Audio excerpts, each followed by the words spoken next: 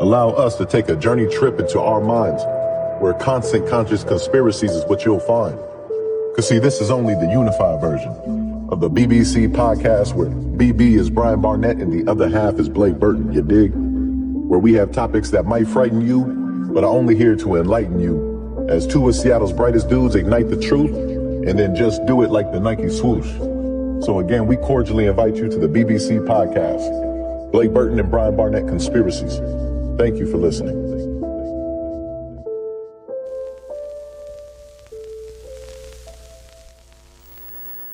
Welcome back to the BBC podcast. This is a very special episode. We're actually recording on Halloween Day.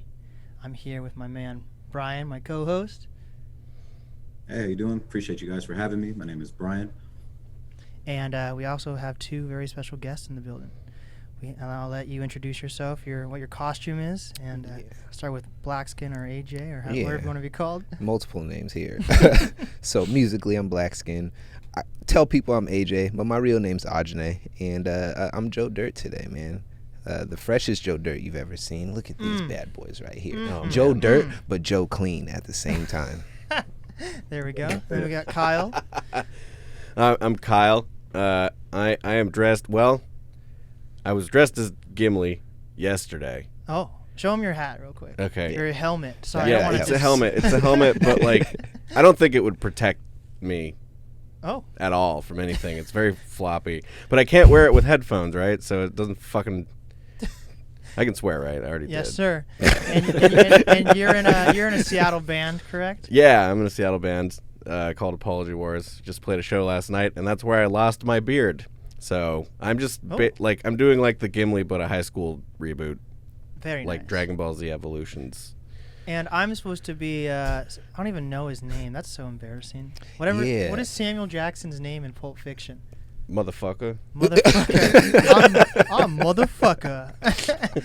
So I unfortunately cannot grow facial hair. So I found a mustache that was supposed to be a cop mustache at Spirit Halloween store. And it worked out great. I got some mutton chops on the side right here. Very lovely. And Brian, what are you supposed to be? Well, I'm at first I was gonna be The Rock, from that photo with the turtleneck and the fanny pack. But I'm just a black author. You know what I'm saying? I'm just who your boy is every day. You know what I mean? So just a spiritual influencer, artist, and writer. And you have a very nice beard. I wish I could grow something like that. Stop. You give me that Corbin blue hair, we can swap. There we go. By the way, Jules Winfield. That's the name of Samuel Jackson's character. That's such a memorable name. I don't know. Yeah. I just remember that he spent most of the time asking people if he looked like a bitch. Yeah. And maybe that was his name. And That's yelling what I thought. and pointing that big ass gun. Do you remember when he shot that kid in the back seat? Yeah. Fucking Phil Lamar. But basically, this is a very serious episode. Very serious. Okay, straight face. Very, very serial. We're talking about serial killers, man. Yeah. And this episode's all about feeling no fact, except maybe a little bit of fact. We each did research on our own serial killers that intrigued us. Before we actually get into which serial killers, I just want to understand your guys' backgrounds on why you actually wanted to be on this podcast. I'll start with Brian on why we decided to do a serial killer episode. I think we decided to do a serial killer episode because that's an important story to tell, you know what I mean? And not only just for the parties involved, but also just to kind of dive into the mind of what kind of pushes somebody to that extreme, you know what I'm saying? So yeah, just an important story to tell, and what better of a day to do it. Hell yeah. And we've been actually planning on doing this for we've had the BBC podcast for almost 2 years now. I know the NAST podcast has been over 2 years, so the BBC podcast is coming up on the 2-year mark too. And this is we wanted to do this episode for a long ass time, and no better than to do with some friends, Yeah. So what is your experience with serial killers, or your reasoning behind wanting to be on this episode?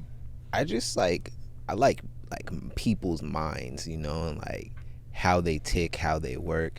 And then I also like to just look at the lack of care of like the law system and just how bad it is, because there's a lot of stories where it's like the answers are right there in front of you and any like normal person off the street will be like, that guy did it, but the cops are like, who knows, man? You know? So it's like, but yeah, just like people's minds and just like the lack of care for people is very baffling to me, and I like to just like try and figure out why, you know. I know we'll never actually figure out why, but kind of have an idea of why people think certain ways.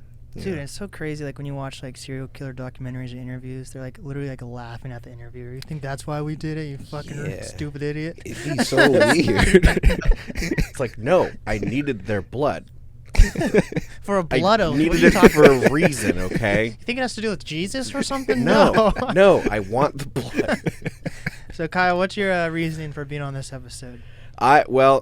My reasoning for being on this episode is because I listened to you do an interview with my friends in Cashing in Karma and try to bait them into saying the N-word. And I was like, man, I really want to go on there and show how good I am at resisting that bait. That I did. But specifically serial killers, my mom is a psychologist, and I've always been fascinated with how it goes wrong. I also feel like a lot of the times, like, true crime is a huge fucking industry right now. I think a lot of it stems from just people coming from a place of like, I want to understand it so I can fear it less, you know? But I've always been really, really fascinated by that interplay between nature, nurture, upbringing versus, you know, mental illness and whether or not those things are interrelated, what effect they have on each other. And, you know, I'm a mental health advocate. Like, that's one of my things that I try to do through my platform, because if you have one, use it for something, right? And so as a person who has a number of mental illnesses and a lot of the fact that, you know, schizophrenia and things like that I don't have schizophrenia personally, but I have several friends who do. I see a lot of serial killers just being blamed, like, for having mental illnesses or things like that. And a lot of the times there is a story, you know, that makes sense as to why they are the way they are. Sometimes it's like, you know, their brain was put in upside down, but other times it's like, no, they had a terrible mother, or they had really, really bad abuse happening when they were children. And it fascinates me, and I love telling stories about it like that. Hell yeah. Well, let's get into it. I'll start with my serial. It's actually a duo, which is pretty interesting. Oli, I'll have you switch to, here we go. Look at my beautiful mustache. I actually grew this one. I didn't get it from Party City. Actually, I didn't get it from Party City. No, I got it you got it from Spirit Halloween. Yeah, there we go. So basically, Maybe it there's used to be at Party City. There's a few reasons behind my serial killers. The first thing was, I like stereotypes. I think they're funny. You know, they can be hurtful, but I didn't really know any black serial killers. Yeah, you know. So I was like, let me look up some black serial killers, and it turned out there was a duo from Tacoma, or they spent some time in Tacoma at least. And those guys are John Allen Muhammed and Lee Boyd Malvo. I've heard about the second guy. I've heard that name before. This is actually a very crazy story. And I hope for listeners that I don't butcher it.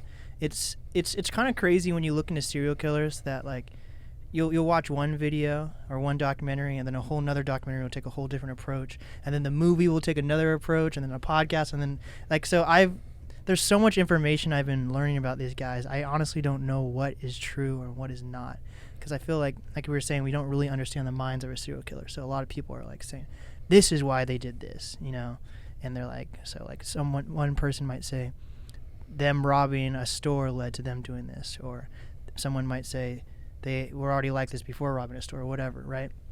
So basically, this guy, John Allen Muhammad, was born John Allen Williams. This black guy, he was actually like a very loving family man, had kids. His kids were his life. I forget where he grew up, but he went into the military, got stationed in Tacoma, because Seattle's actually a huge military state. And huge serial killers. Yeah. City in general. So basically, loving husband, loving father, went off to war, came back, was diagnosed with PTSD in like early 2000s, right? And it just like flipped a switch in his brain where like he just started being like abusive to his wife. Once again, there's so much stuff I'm skipping over, like the fact that like he like bought like an auto body shop. He was like really actually big into the community, and like people actually liked him, you know. But he just flipped his switch and he started being abusive to his wife. His wife filed for divorce, and basically she was going to take custody of him. So this is crazy, but he kidnapped his kids, took them to Jamaica from Tacoma. Okay. So crazy far. His wife, he literally picked him up from school one day and just took him to Jamaica. And his wife was like, where the hell are my kids? Couldn't find them for months, right? The only reason how the authorities found him was he moved to Jamaica and was making like fake IDs and documents for people to leave Jamaica and stuff like that. So that's how he was making all his money. And while he was down there, he met this kid. This is so crazy. So John Allen Williams, or Muhammed, is like 20 years older than his accomplice, Lee Boy Malvo, who he met when he was 15 years old, right? So 15 years old, he met him in Jamaica.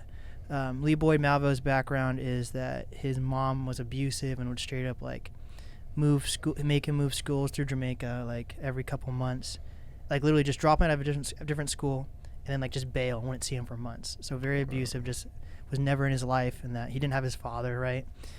So he was desperately like in need of like a father figure, a mother figure, or just someone to show that they cared about him. And then one way or another, he met up with John Allen Muhammad. He actually got to know like the kids, his kids and all that. And basically, John Allen Muhammad got caught with the fake IDs, had to move back to the U.S., brought Lee Boyd Malvo with him with under like fake documentation. So he was like an illegal immigrant. When he got back to the U.S., his wife actually got full custody of the kids. Of course. And Yeah. there's no coming back from that, It happens right? when you kidnap them, right? Yeah. And at that point, like, his kids were his life, right? So, like, had PTSD, lost his marriage, completely lost his kids, like a restraining order, couldn't even visit it, couldn't even talk to his kids on the phone. Damn. So that was like the last like snapping point for him. Lost his shit after that. Damn. Had no idea where his wife moved to, right? And he would like call he like call different school districts and stuff until he found out that his kids were going to a school in Maryland, right? But before that, he was actually living in Tacoma again with Lee Boyd Malvo, who was 15 at the time. Enrolled him in Bellingham High School, actually. Okay. So yeah, so they have some history in the Washington area, and during that time, when he snapped even further, he and Lee Boyd Malvo was very impressionable. He had him go to the shooting range every day after school, so he got used to sniping and shooting and things like that. Had him play like violent video games, which like a lot of doctors would say wouldn't make someone desensitized, but he forced him to play like violent video games, watch movies, had him get this mindset of like him against the world. He became a huge fan. The kid became a huge fan of like the Matrix and that just like you against the machine type deal, right? So he just completely desensitized this kid to the point that like he had the kid kill a neighbor in Tacoma that had testified against John Muhammad when he was trying to get his kids back. So, but he accidentally shot like the niece of the woman at the house instead. And then like John was like, it's okay. At least it's one murder. No one will know who it is, right? So the kid shot someone. They eventually found out that, so they had like two to three murders in the Washington area. Found out that the wife had moved to Maryland. It's kind of like we don't know for sure if this is the reason, but from the understanding is that he moved to Maryland to kind of like scare his wife and give him the kids back by like killing people. And either it was kind of like his goal to like kill his wife or something like that. That's kind of up in the air. But basically they just went on a massacre of like for like 2 years straight. He like desensitized the kid who was 17 when they actually started the massacre. They do like little grocery store robberies and stuff, and eventually moved to Maryland. they bought a blue Caprice, and if you want to watch the movie, it's called Blue Caprice. Terrible movie. I'm gonna be honest. Okay. It's maybe I won't. it's a Sundance movie, film Okay. festival movie, and Okay. I'm actually usually really disappointed in those movies for some reason. I feel like they count more for like the camera angles and like the cinematography versus the acting. Gotcha. Because most Yeah. Well, the budgets are low. Yeah. So. So I watched the movie last night. I was like, oh, this is terrible. Like they just completely went over everything, and it's like they added different characters even.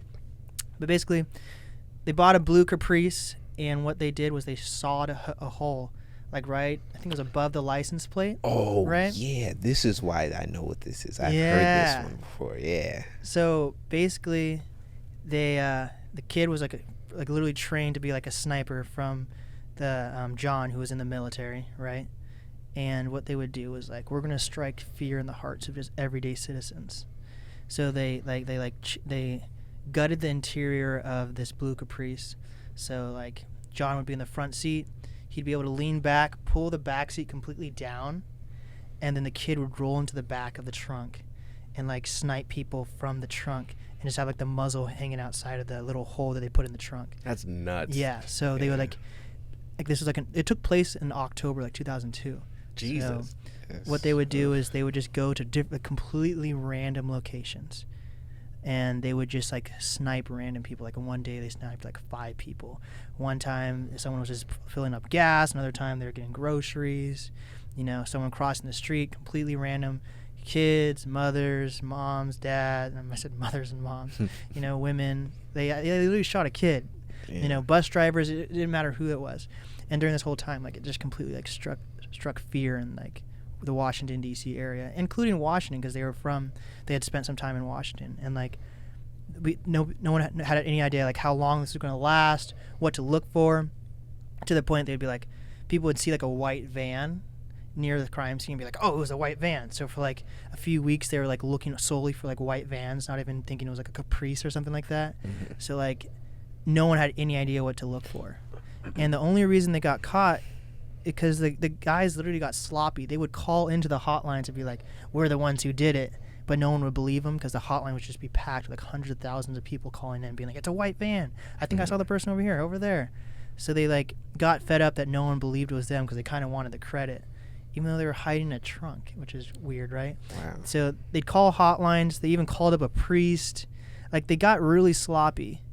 Which I was talking to Riker, who like manages like Django. I don't know if you know Django, out of Spokane, and she was saying something about like your mind starts to deteriorate when you just kill like citizens versus when you're in war.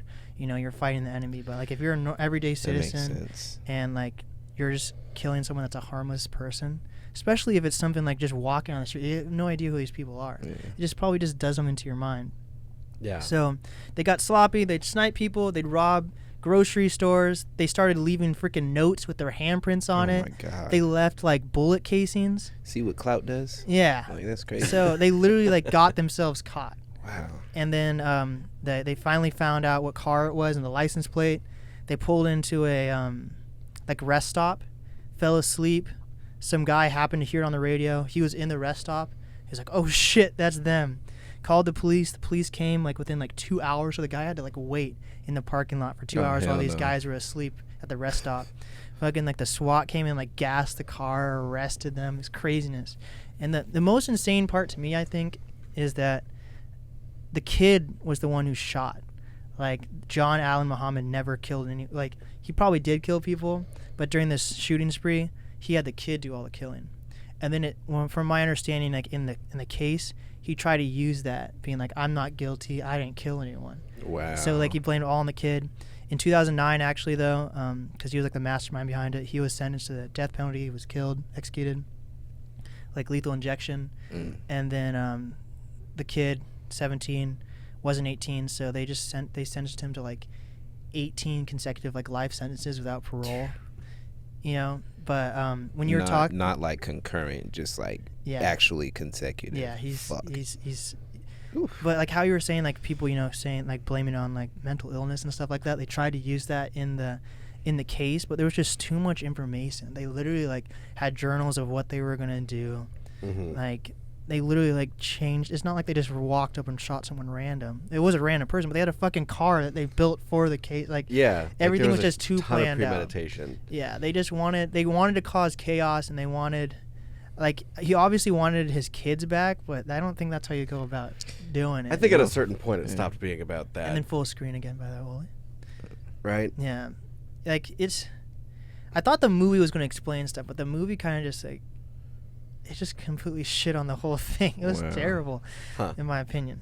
But it was crazy to do research and just see like how I've never seen someone like turn like a kid into like a super. I guess like in Africa, you know, and shit like that, or suicide bombers and stuff like that. But that's insane. That like the guy was like in his 40s and just found some like teen that was impressionable and had him become desensitized and just like go on a killing spree. But that guy was also in the military before, though. Yeah, so he had PTSD. Yeah, he probably had like he probably took a lot of the training methods of the military to do what he did to that kid, to like really desensitize him to that type of shit. Like that's insane. Yeah. Wow. Yeah, I mean the military, like their whole training strategy is like erasing somebody's personality and then putting a new one in by just continuously debasing them over the period of however long, you know, the drill period is, the boot camp period is.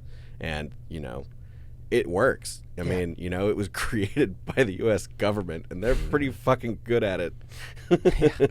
Anything you want to add, Bryan? You have a military family, right? Yeah, no.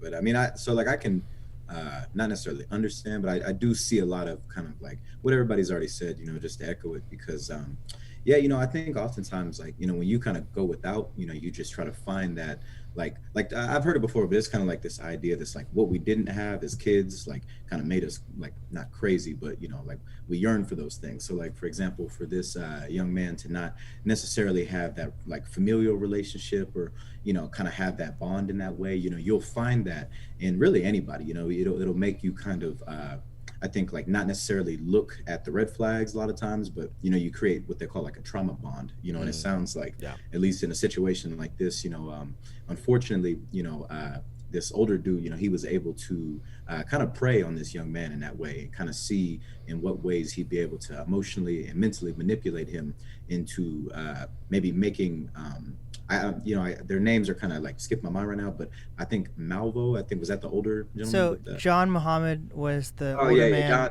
Lee Boyd Malvo. So let's just say Muhammed and Malvo. Okay, yeah. So basically, just, you know, same deal of like, yeah, you know, I mean, I feel like the kid, you know, he was easily preyed on, you know what I mean? And I think, you know, predators come in those kind of ways like that, especially with an institution like the military behind that, you know, behind John like that. Like, you know, it's unfortunate, you know, that shit's just crazy, because, that's just as wild. But, yeah. It was crazy they spent time in Tacoma, too. Yeah.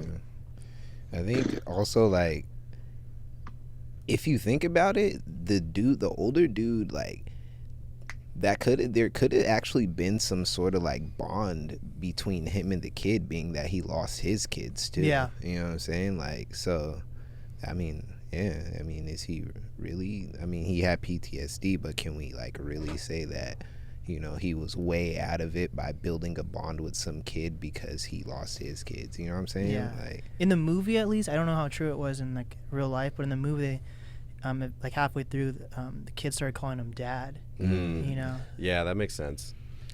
It feels like they were really building like the you and I against the world kind of thing. Yeah. It's very isolating, and it's also like once you create that level of dependency, like we now have the experiences together that nobody can know about, you know, and that just fucking makes the bond even stronger. Yeah.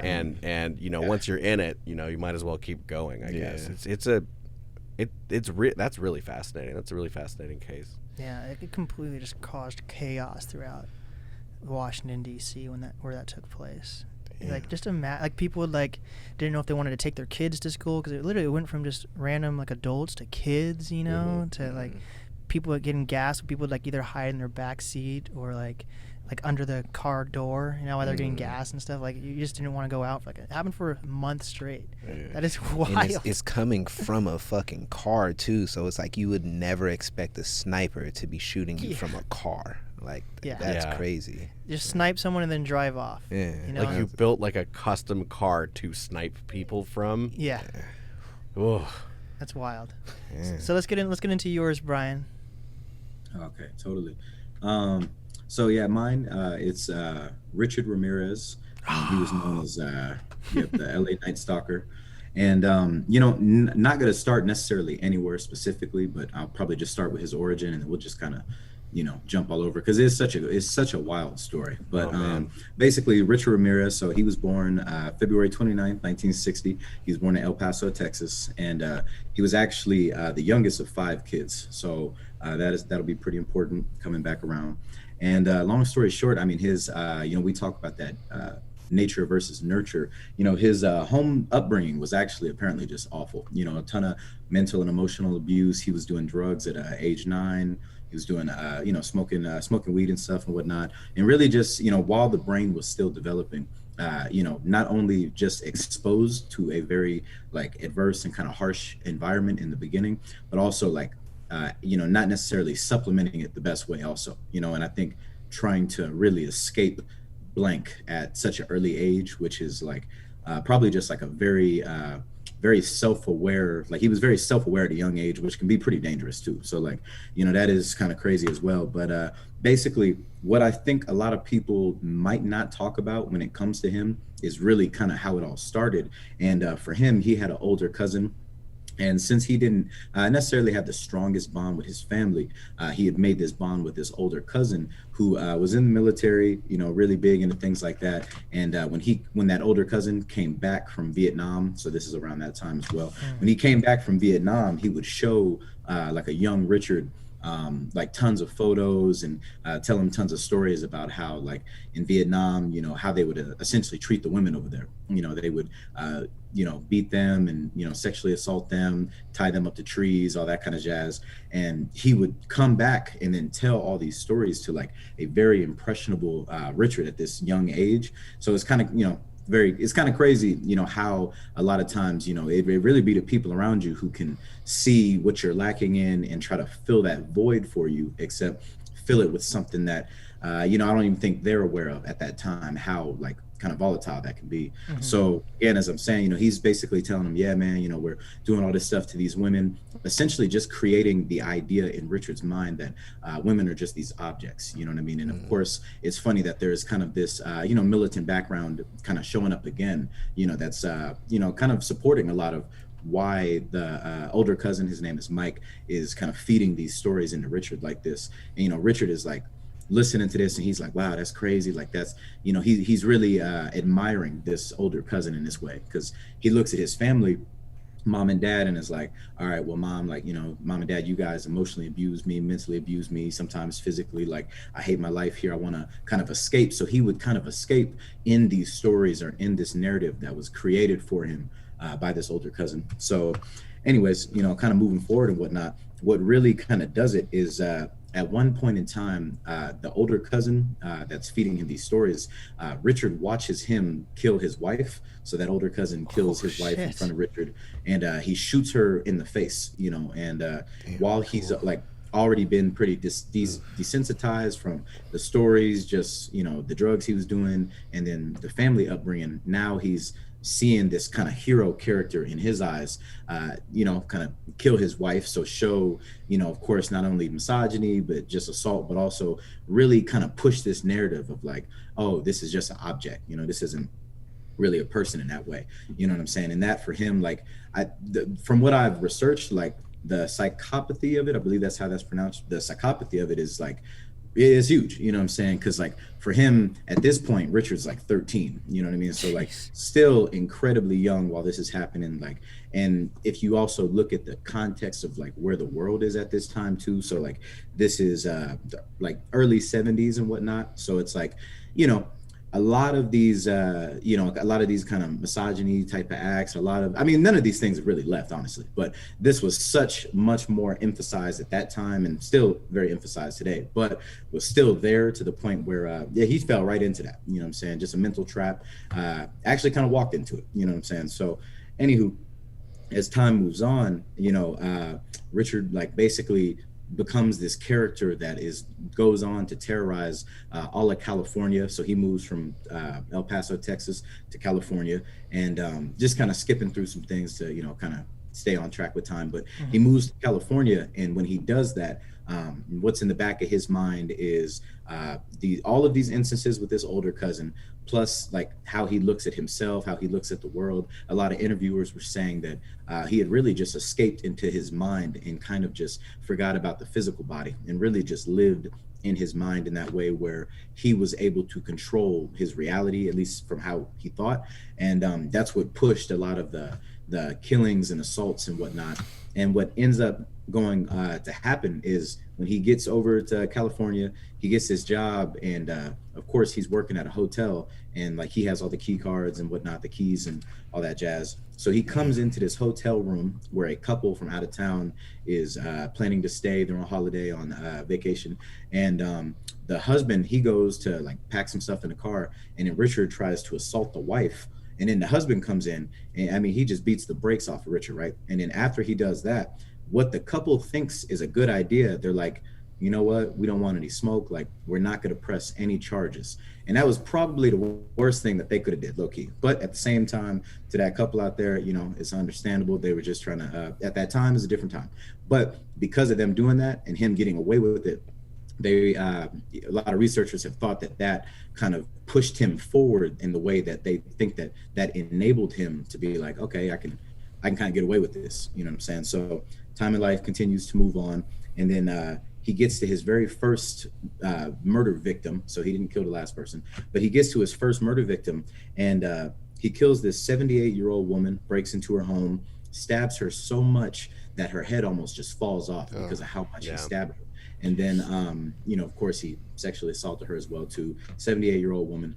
And I bring that point up because what was very terrifying at this time in California was that while he was out, kind of doing his night stalking thing, just his, doing a lot of these heinous acts, there was not a way to tell who would have been next. So very similar to the last case there, you know what I'm saying? It could be, you could be black, white, didn't necessarily matter. The ethnicity, the nationality, race, didn't matter. Socioeconomic status, didn't matter. The age. I mean, it could just be anybody. And what was another terrifying thing that was like a psychological terror was that all of these people, majority of them were all killed in their homes, which is, in the mind, a place that you think of as a comforting, safe space, Jeez.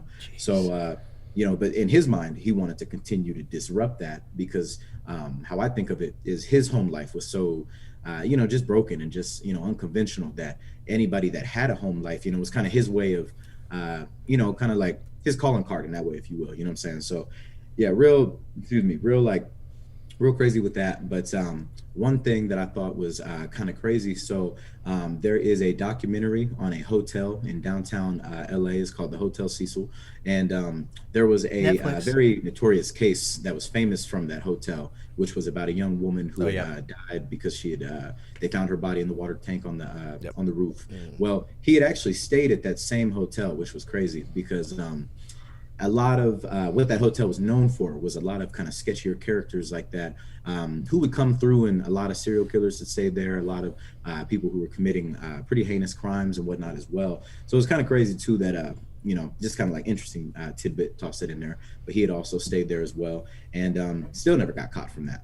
And one time he had actually did 36 days in jail, and it was actually because he stole a car, not even for the the crimes, not even for the the murders or anything, literally just because he got caught up stealing a car. But that mugshot from when that happened would go on later to help with his arrest. So then anywho, kind of moving forward and whatnot, how he ends up getting arrested is that basically an angry mob of citizens who are just like, yo, we can't take this anymore. Like, you've been terrorizing California for about the period of 14 months. Jeez. And in that 14 months, you've killed 13 people that were like found. There was probably more people that were never either found or bodies disposed of, but primarily like it was 13 that they had on books. And an angry mob catches him. He tries to flee on a bus and get out of California. And then people are like, oh, there's that Richard Ramirez dude. And then they get him off the bus. So then he tries to run and hop in a taxi. Then he gets pulled out the taxi. So I don't know what he was thinking with that. But then like a whole group of people come out, and then, they, beat him up, we get him arrested essentially. And then, he goes to court, is on trial and whatnot. And how he ends up dying in the end. So like basically just to kind of skip to the end, what ends up happening is he actually passes away in 2013 from cancer. Oh, so wow. Right. So it's kind of crazy, in that way, of course, but yeah. And lastly too, as to kind of like a couple of interesting things, it's like why I chose this person. So like I was very interested in the psychology of kind of how this very notorious person came about, and kind of that upbringing, but also he was one of the only other serial killers. I think there might be a couple more, but he was one of the only other serial killers that I've ever researched that also has an angelic number on them. So like I have a 444 on me, that's part of just how I look at my life, but also like, for the angelic reasoning behind it. Whereas he has a 666 on his hand. Oh, God. Yeah, nah, fuck that. And when he got caught up and, kind of like, hey, any last words, he was basically like, 666, hail Satan, da-da-da-da. And he was not one of the only serial killers, but he was a serial killer that a lot of people were incredibly afraid of, but also he had like a fan base too. Like a lot of women would visit him at like his court cases, his trials, and, we love you. Like, we think you're so beautiful, you're so sexy. Like, they were very intrigued by that, which I thought was very striking. He had a striking look about him.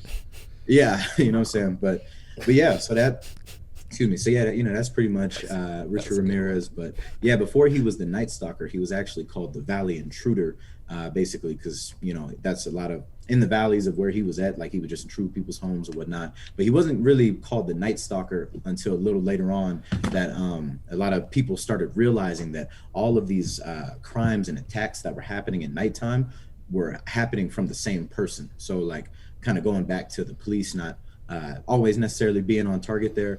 They had no idea that all of these people that were dying or, getting assaulted sexually or whatnot, like all of that was one person. They thought it was like just kind of multiple different people and shit. But that was all him. You know what I'm saying? So yeah, that's our man, Mr. Double R.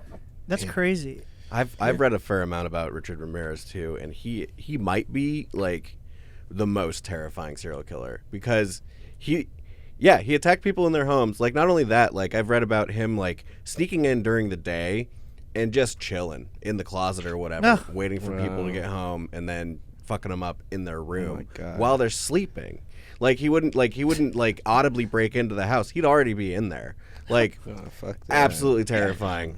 I think he was a process killer, right? Like when it comes down to like the different types of serial killers, there's process killers, there's product killers. So some people are just after the body, and some people are after the actual experience of killing a person. And everything that I've read is that Richard Ramirez was very much into the process of killing someone.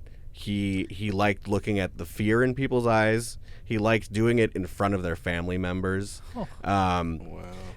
He was absolutely terrifying. It gives me chills to think about it. And when I said striking earlier, it wasn't really a joke. You look at that mugshot of him, and he has like some of the most dead eyes that you'll ever see. Wow. He's absolutely horrifying. It's crazy like how because he not to cut you off there. No worries. But, no, go ahead. Like, just one more thing about that was like, yes, he was an incredibly a process killer, because he actually had a case where it was a Vincent Zazzara and Maxine Zazzara, rest in peace to them. But basically what he had did is he had came into their home, and then Vincent Zazzara, so he was a police officer as well. Richard came in the home, shot him in the head while he was asleep. So he died instantaneously. And then his wife, killed her as well, to sexually assaulted her. And then he gouged her eyes out and put her eyeballs in a jewelry box and then took them with him. You know what I'm saying? So like he was very, very big into that, and a lot of the, the forensic the forensic investigators that would like look over these cases, they talk about people who do post-mortem mutilation and kind of how that is a lot of the times really a psychological thing, really kind of tells you where that person is in their mind. Because oftentimes, people will kill someone, dispose of the body. That's kind of the end of it. But, for him to kind of back to that process that you're talking about, to kind of be one of those people, it really did kind of show a lot of where he was at in his mind and where there was like such a disassociation from like reality, at least the, reality that majority were in, as opposed to the narrative that he created or that was being created based off of the upbringing, but also, how he was continuing to enable it in that way. So he was definitely a case, man. So, to be in that state. Well, I feel like he's more mixed then because he's definitely into the experience of murdering someone, but I didn't realize that he took trophies. So the idea that he's willing to like mutilate a body and then take the parts with him, there's a very specific psychology with someone that takes trophies from a victim. It has to do specifically with having complete control over that person. You now have a part of them, and that is them. And they may be deceased, but you still have complete control. You have a piece of them with you, and you control where it goes. You control what happens to it. You control whether it decays or not. It's that's fucked. Serial killers are fucking like, if you want to understand humanity, this is like the absolute like extreme of it.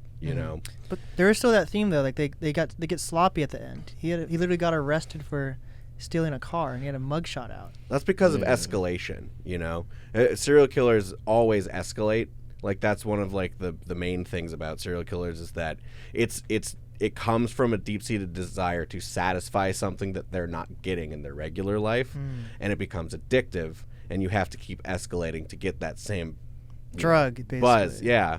It releases dopamine in the brain when you murder somebody, I guess. Oh, my God. So we have about 20 minutes left for each person. So let's get into yours, Joe Dirt. All right, so I have two. I'm going to make them quick because they're actually two separate, serial killers. The first one is Darren Vann. Now, this guy's interesting because the reason he got caught was... honestly on some like you really lost it type shit. Like he just couldn't not kill somebody. And so he was this dude from the Midwest, and his MO was like sex workers. He would just kill sex workers. He's a pretty strange dude. He seems like he had a pretty rough upbringing. He was in like a lot of group homes.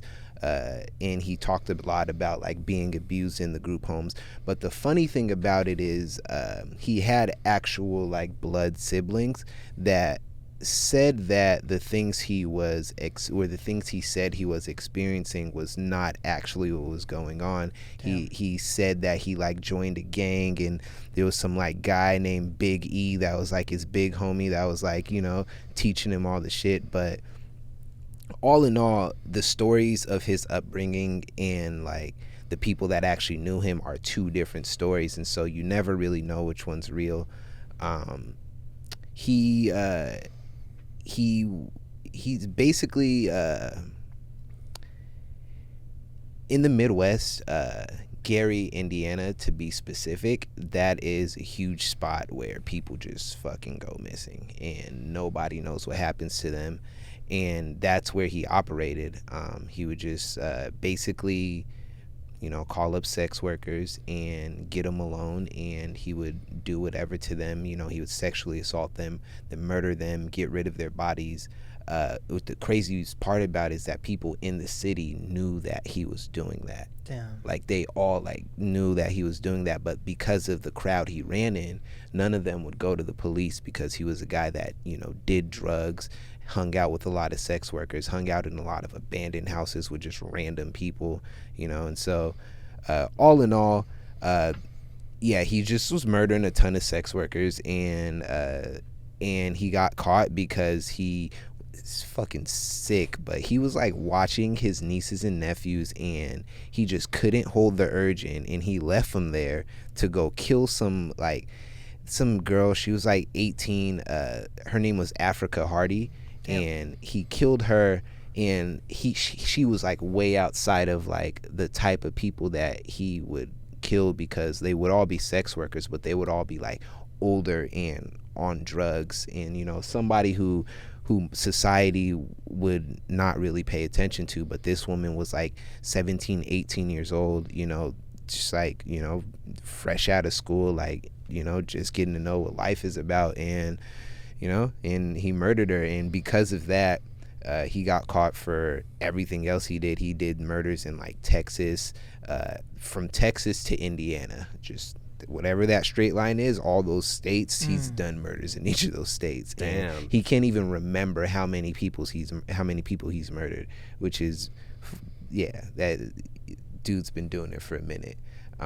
But yeah, that one I was just more intrigued by, like the community. Like, what the fuck are you guys doing, just letting this motherfucker kill all these people and not saying, like, if I knew somebody was killing people, I'm snitching. No matter who they are. Straight up. I mean, that was like a big problem with police, and like the idea of like, what's it called, less dead, when it's sex workers, like police just don't fucking respond to those calls. Damn. Really? Yeah. It's pretty shit. fucked up. I mean, I mean, I'm not gonna say it doesn't happen anymore. It fucking happens. Yeah, it's fucking definitely awful. Yeah. And like Gary, Indiana is still known to be a place where, you know, like people just go missing and nobody says anything. It's just a rough city to grow up in general. Yeah. So that's the first dude. Pretty short, simple. He's also a black serial killer, by the way. So that was like a rare one, right? Well, I don't want to say rare, but like, you know, it is what it is. Yeah. Got two black serial killers so far, or three, I guess, if you count the kid. Yeah. Oh wait, what about Richard Ramirez? Is he Mexican or? Yeah, he is Latinx. Yeah. Okay. We're very diverse with our serial killers. Yeah. My second dude is Israel Keys. Oh shit. Okay. This dude was very interesting to me because of his methods. It's really like intricate, thought out. So he was from Alaska, if I'm not mistaken. And it starts off, there's a woman that was working in like a coffee, like one of those like individual coffee stands with one person working in it, and he basically abducts her, and they have like all this video camera footage of what's going on, but they see what happens. Some dude in a mask comes in, pulls her out of there, does whatever. This man does whatever he does to her, and then goes on a cruise for 2 weeks. And then comes back and starts sending text messages from her phone to her boyfriend, and like leads them to some park or whatever. They find a picture of her, I believe, and after that happens, he then starts texting them asking for ransom, you know, making them believe she's still alive and, you know, alive and well. They're supposed to track the bank records to be able to catch him immediately when he starts taking money out. Didn't really happen that way. Then they start getting all the video camera footage from all the places he was withdrawing money from, and they realized it was a white Ford Focus in every one of those videos. And so I believe he was in one of those Midwest states, and a state patrol officer seen the car and just decided, like, yeah, this is probably the dude. And then when he gave him his license and seen that it was from Alaska, he was like, yeah, this is definitely the guy. Police, you know, get him. He's in custody. Then that's when they find out this man basically, like, he goes to cities before he's gonna kill somebody, like maybe even like 2 years before, and he will bury a bucket of like all of his killing supplies. You know what I'm saying? Jeez. And then he'll come back and he'll just find somebody, the perfect opportunity to kill somebody. Like, he wasn't like, I'm gonna break into somebody's house and do this to them. Like, he'll be like, oh, you're working in this place by yourself, this is a perfect person to kill because nobody will notice you're gone, like, immediately. So like, he's just like an opportunist killer almost, you know. But he was just so meticulous because he would go to all these places, bury a bucket of murder supplies, and then go and murder people randomly. and he just traveled all over the place within the United States, traveled internationally. So there's really no telling how many people he's killed. He also like was into necrophilia and just like it's a bunch of just serial killerish like type stuff. He had a killer. Is this more modern, by the way? Dude, he passed away in 2012. Okay. So it wasn't too long ago. From like, I believe if I'm like the 90s, like late 90s up until early 20. Was this the guy? I think I've listened to a podcast about this guy before. Was he the one who's like also like an indie singer songwriter? Oh, I don't know. Maybe he was. Maybe he was. He wasn't. If I remember correctly, he wasn't very good. But I think that might be the guy, because I remember a guy from Alaska who like left to go and like play music, and then they didn't catch him because he killed in all these different cities, and in the 90s especially, police departments just were not in contact with each other. They have all these weird fucking rivalries, like high school sports teams. They're like, no, I will not send you that document. That is my case.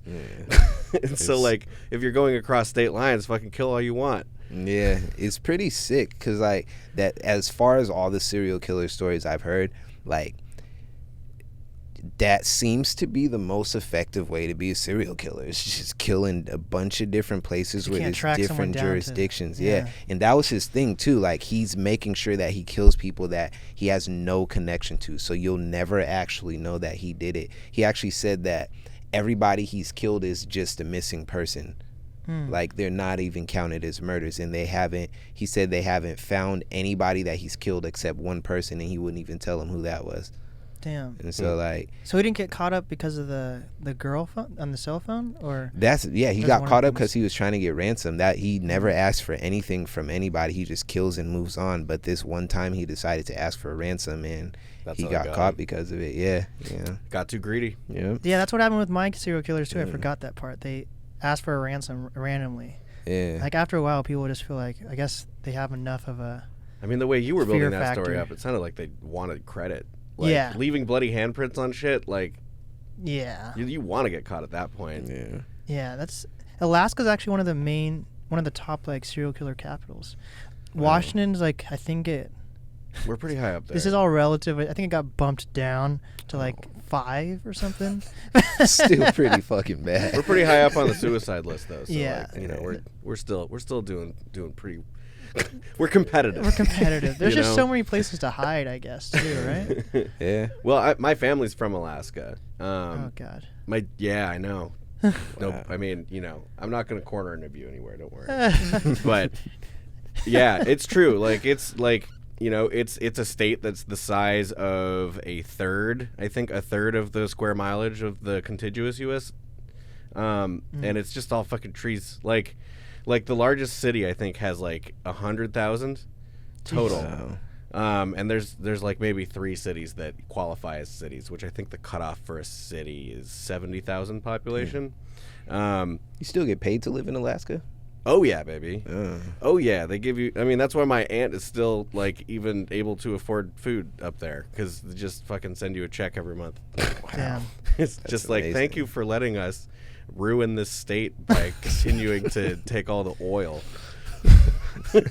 God, I bet especially now, like when you watch like TV shows and movies, people are getting like burned in like acid and stuff. I wonder if that's more common now. So like, you wouldn't know if people are killing people or not. I'll bet that after watching, like, Breaking Bad has let a lot of people get away with killing people. That's super unfortunate. Yeah. But the thing is, with that acid, you got to do something with the acid at the end. You know what I'm saying? So like, drink it. Just gotta Oh slurp God. it down. See, then that's suicide. That's what turns into like some Mortal Kombat thing. That's what makes our state competitive. Like Mortal Kombat, where like the fatalities, like your guts are hanging out and stuff. I feel like that's what would happen. Like, you drink that and like a hole, like it's burned. And I don't think it would even make happen. it past your mouth. Your jaw would just probably. Oh Yeah. God. Ugh. Yeah, that's true. Fuck. Gross. Okay. This is. Yeah. So who was more fucked up? Do you think, your first one or second one? I think the second one was more fucked up, because like I've heard stories about the first dude, but the second dude, like that's crazy. Like Israel Keys is famous. Yeah. He's a very well known serial killer. Yeah, the method is what's crazy to me, because it's like like years before you go somewhere, you just bury this bucket, and like you just know one day you're gonna go back there and kill some people. Like, anticipating it, kind of looking forward to it. I kind of think of him as like a really fucked up squirrel. You know, just burying nuts everywhere. I don't even remember where I buried them all. I'm sure there's some around here. Dog, he has 5 murder buckets, and they've only found 2. Oh my god. Oh god, it's like geocaching. Yeah. Or when people are like, "I miss being in Hawaii," and there's like a throwback picture. He's like, "I miss being in Detroit or wherever." Can't wait to go back. Has anybody seen a red bucket? It's not murder supplies. Don't look in it. It's private. God. I'm glad we're able to laugh even though we're talking about fucking murder. I mean, what else can you do, man? Oh, God. God. Okay, Kyle, what's your serial killer? Oh, Brian, we didn't even let Brian talk about what. Oh, I'm sorry. Oh, no, you good. No, I mean, I just chimed in a thing where I said, you got to laugh to keep from crying. So I feel it. Yeah, I know. man. Ugh. What are your opinions on these two guys? Oh no, that shit's crazy, man. Like the murder bucket thing, I think is funny because it's like, what a weird way to do a time capsule. It's the worst time capsule ever. You know what I'm saying? Normally it's like, hey, let's fill this with memorabilia, photos of family and friends, loved ones, good moments. But this one will put a gun in it. Some fucking 6th grade class in 2050 digs it up, and they're like, "Oh, y'all see this revolver?" You know what I'm saying? So yeah, that's just crazy. Oh man. Okay, Kyle, your turn. Okay. So incidentally, I am doing also a named serial killer from California in Just the bring 70s. the mic a little closer, by the way. Oh, sorry. No worries. I'm just leaning back. Lean back. My serial killer is Richard Chase, the Vampire of Sacramento. And he represents everything that the opposite of everything I was talking about earlier. He is a person who I think may have just had his brain in backward from the day he was born. He actually had a pretty decent upbringing. Like, his parents were pretty normal, middle-class people who, like, he was born in 1950, first off. And there's an interesting thing about that period of time from the 1950s through the 1970s, which was considered to be the golden age of American serial killers. And it actually corresponds with the time period in which we had the most lead in the atmosphere, from leaded gasoline and lead in paint. And after 1978, there were a bunch of laws put into place to keep lead from infecting all facets of our daily lives. We took lead out of gasoline. We took lead out of paint. Wasn't it like face paint at one point? It would, like, melt people's faces off or some shit. Oh, it just correlates really strongly with lowering your IQ and with making you more violent, which is why, baby boomers need to not be in office anymore. Had too many Hot Wheels in their mouth. Yeah, just got to stop eating all those paint chips off the ground, Grandma. There's a lot of toxic chemicals. Maybe I'm thinking of the thing they did to like make glow up watches or whatever. Oh, the women that were licking the irradiated. That's what I was thinking. Yeah. Not lead. Yeah. No, there used to be some fuckery. I mean, there still is, but there's at least maybe different fuckery now. Oh God. Watch out for your phones, everyone. Oh God, they're listening. Who wants kids anyway? All right, let's see. So his name is Richard Chase. He's known as the Vampire of Sacramento. I know I don't have a lot of time, so I'm going to breeze through this. Yeah, no worries. We got 20 more minutes for you, man. Okay. So he is technically a spree killer. He only killed, I think, 5 or 6 people. And he did it all in the space of, like, a month. And that's because the first killing took place, in the beginning of the month, and then he did, like, the other 5 in the space of 1 week. Jeez. But he is, like, when I was talking earlier about, mental illness and how I want to stress very, very much that if you have mental illness, people with mental illnesses are much, much, much, like 1,000 times more likely to be victims of violence than they are to be perpetrators of violence. That's really important to get out because this story is very much about the fact that this man had something wrong and our society was not capable of helping him. So Yeah, he had a pretty normal childhood. Like, there was clearly something off about him, like, when he was young, but, like, it's just because he was weird and dirty. He didn't have a lot of friends in school. He was, like, really, really thin and tall. He was a white kid. And like, you know, he had middle-class parents, and they were not abusive. They were very nice, but he was diagnosed very young as schizoaffective. That was because of an incident that happened where he... Okay, actually, let's talk about first. Have you guys heard of the McDonald's triad? No. Sounds like a gang. It's just a clown gang. It's just clowns coming out of the streets beating you up. Ronald McDonald, specifically. Yeah. No, he's the most terrifying clown of all. The McDonald's triad is a psychological indicator for... serial killers specifically. It is 3 behaviors that if you're a serial killer, it's likely that you satisfy some of these indicators. They are in adolescence, before adolescence. Killing cats, I'm guessing. Yeah, killing animals, setting fires, and peeing the bed. Oh shit! I know, right? I feel like I've done that before. I think we all have. I mean, but I think, animal part, I don't right? think that alcohol counts. The animal part, you know. I was like, what was that first part? Yeah, animal cruelty, arsony, and Piss in the bed. bedwetting. Honey set fire to my weed. Consistent bedwetting. Yeah, buddy. Yeah. So he satisfied all fucking 3 of those. He did a lot of animal cruelty. We're gonna skip ahead to like when he was in college, or he was like before college. He didn't go to fucking college, but before, like when he was in that age range, like 19 years old, he was living with his parents. He couldn't have a job. Mm-hmm. He was very, very, you know, just loud and weird. And he took the family cat inside, and in front of his mother said, "Look, I have a cat." And she's like, "Okay." And then he shoots it in the head right in front of her. What the fuck? And she's like, "Ah! Ah!" And he just starts smearing the blood all over his body and his face. And he's just like, "Ah! Fuck! Ah!" You know? Yo. And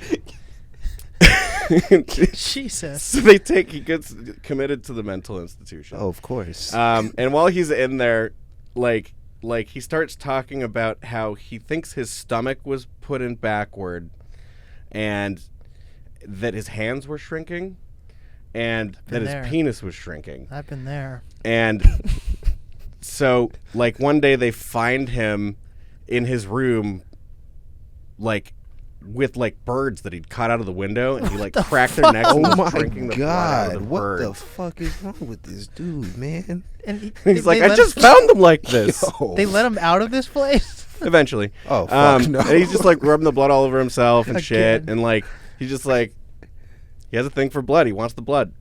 So, like, one thing that is speculated is that this man had Cotard's syndrome, which is also known as walking corpse syndrome.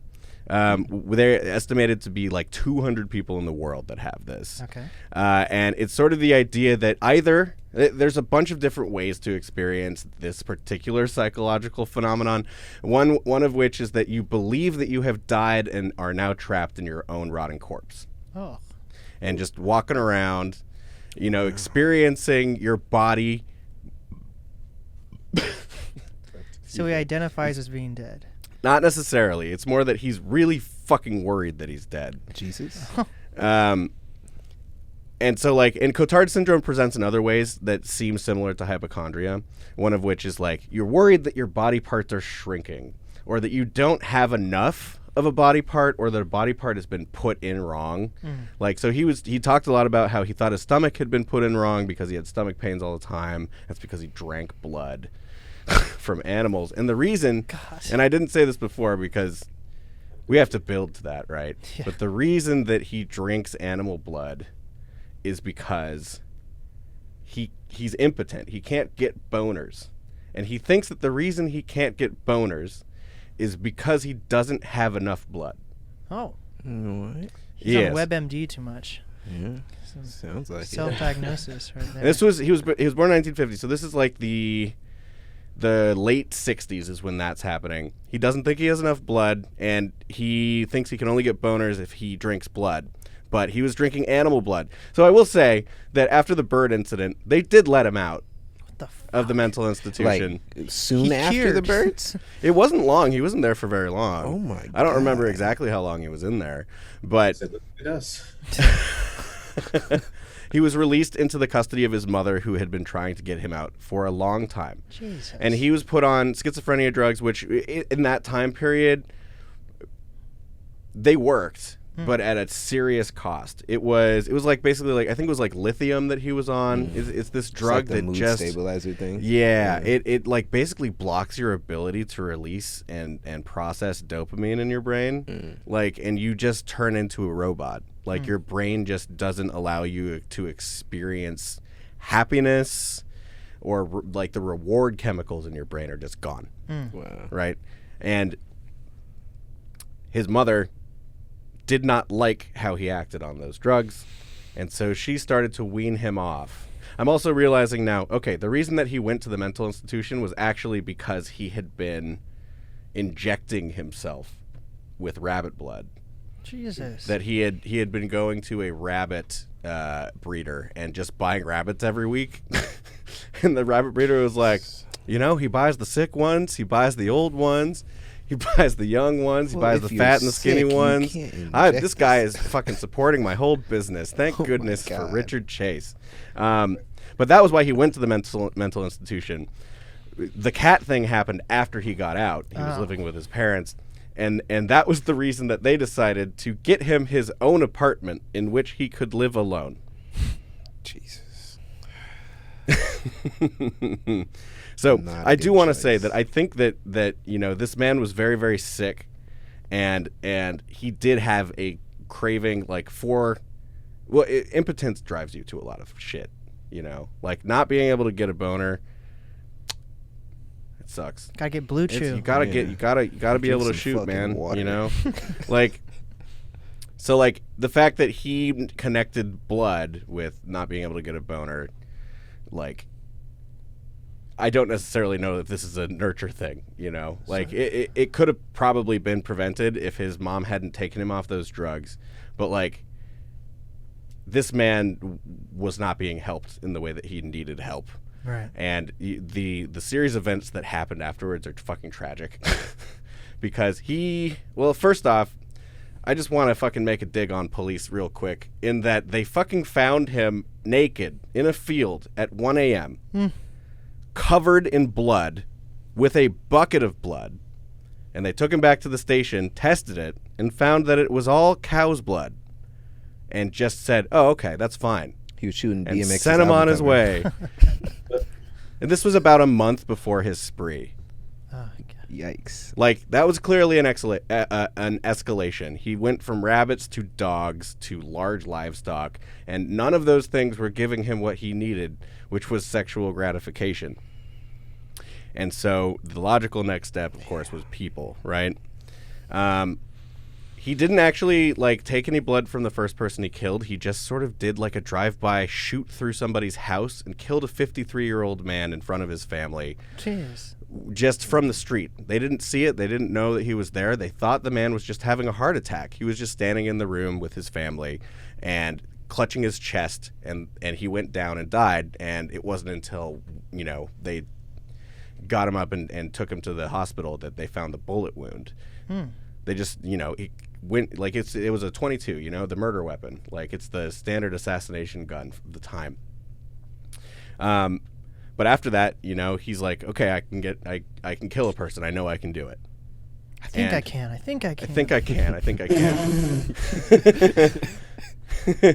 Well, that's the first step in the escalation, Little serial killer that could. The little serial killer that fucking could. God. Jesus.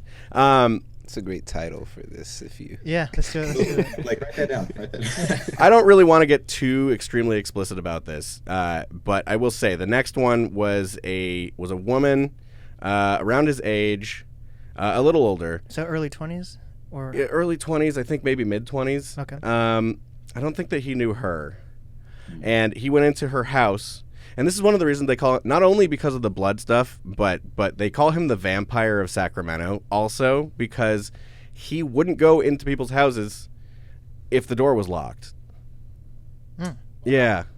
He literally said that he thought it was rude. Oh, yeah, because vampires can't enter a house unless they're invited. Yeah. So he just walked into this woman's house while she was there. At least he has manners. God, I hate serial killers with no manners. Well, he just walked in, you know. Can he I just kill walked you, in please? and he just, like, shot her in the face. Oh. Like, he's a product killer. He's a spree killer. He's a product killer. So he cared nothing about the actual act of killing. He immediately killed her by shooting her in the head. But then he went for the entrails. Like, he opened her up and then he fucking took, like, a Dixie cup out of the garbage can and filled it with blood and just started drinking it. And, like, he was wearing this orange parka. And this was, like, a thing that like, he was known as. Like that people just saw him during the space of this week that he was going on this spree. Like, wearing a blood-covered orange parka, just, like, acting erratically, running through people's backyards and shit in Sacramento. Jeez. And so, like, yeah, he takes her open chest cavity and just, like, dips the yogurt cup in there and just starts drinking out of it. Jeez. And I know I'm running out of time, so there's just one more thing, which is essentially, like, you know, he did that, and he didn't get caught. He stole her car. And then he ditched it, and then he went to another house. I think this was just a couple days later. But all of these were taking place within a mile, within walking distance of the apartment that he lived in, Jeez. which, according to all of his neighbors, smelled like death because it had the rotting corpses of rabbits and dogs in it. Thanks, Mom. Like, geez. Yeah, right. And just he killed, like, he walked into some family's house. And while they were getting ready to go on a ski trip, he killed all of them, including a 6-year-old boy. And it all took place in the space of, I think, maybe 10, 20 minutes. They were about to go on a ski trip with their neighbors. And he killed, it was like a mother, a father, her 2 children, and a literal baby. And he killed all of them, and he drank the blood from the mother. He killed the little boy, and then he,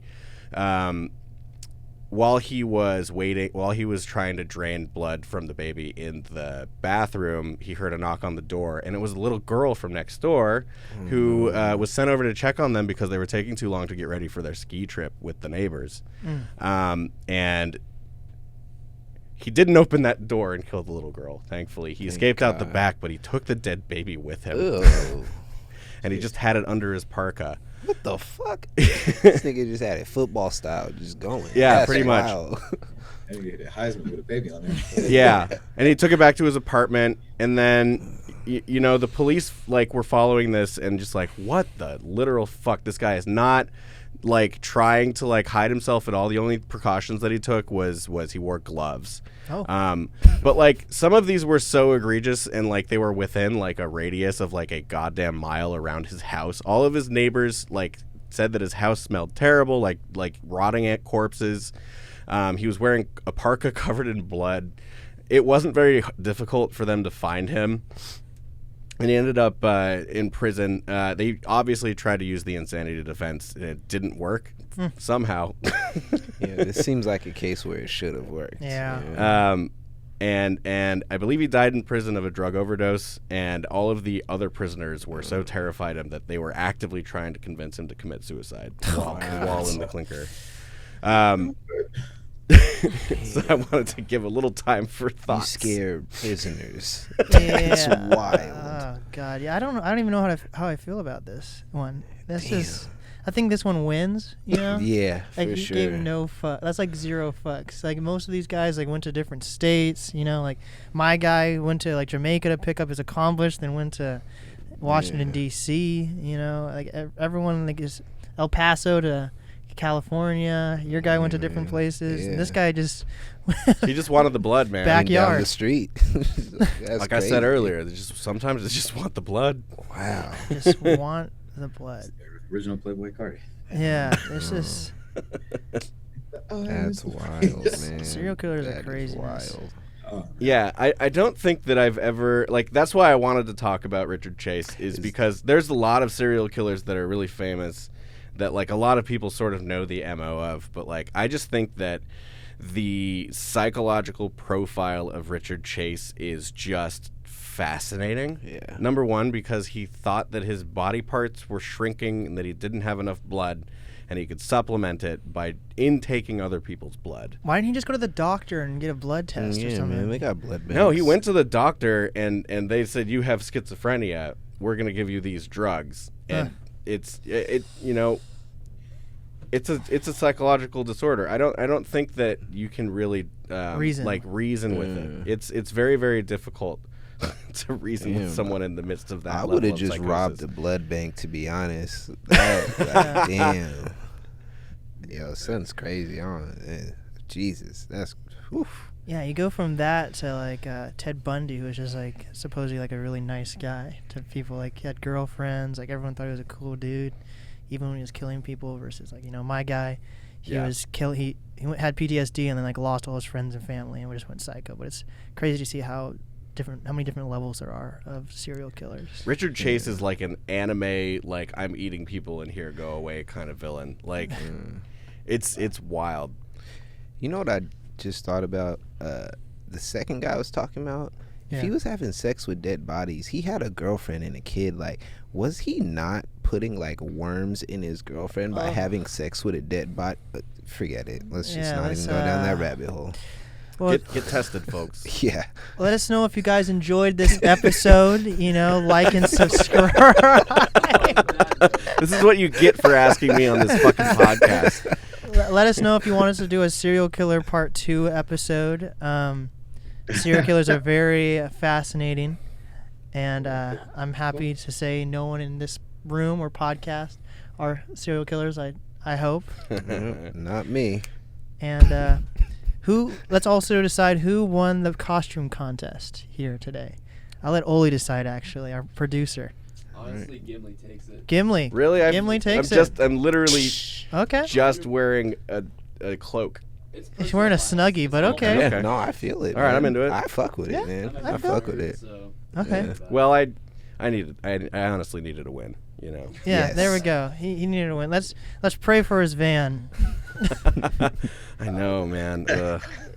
He got a My window got smash and smashed leave. out. He's got to smash and leave. And then, I had $5,000 worth of musical equipment in there, and they didn't take any of it. Wait, is there a possibility that it just got too cold and the window just exploded or something? I really wonder. Yeah. I really wonder. Was it because there was nothing taken from it. The window just shattered, and it could have been a rock or something. I don't know. It wasn't fell off the broken. hill. It was actually just shattered. Yeah. Do you have a ring? Like a Ring doorbell or something, or a security camera? Oh, my car is parked around the corner from my house because we don't have enough space in our driveway. I feel vans are big anyways. Yeah. Well, this has been another episode of the BBC Podcast. I'm your host, Blake, with my co-host, Boy, Bryan. And our 2 guests, AJ. Kyle.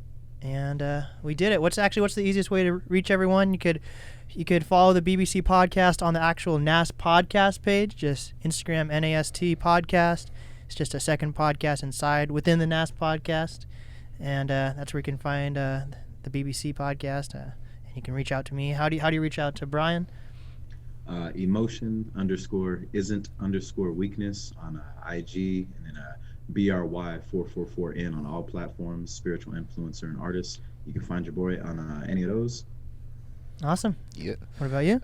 You can type in Blksknn, Blksknn, on any social media and you'll find me. Or you can just type that in and put .com at the end, and at the bottom you click any of those little things and it'll lead you to all my social media. Hell yeah, and check out the Blksknn NAST Podcast interview. Yeah. It was a fun one. Yeah. And now finally, Kyle? You can find my band online by just typing in Apology Wars. We're on Insta, we're on Twitter, we're on Facebook. We have our own website. Pretty much works the same way that Blksknns did as well. It's a great band name, by the way. Thank you. Yeah. Hell yeah. And we did it. Thank you so much, everyone. There we go. Yeah.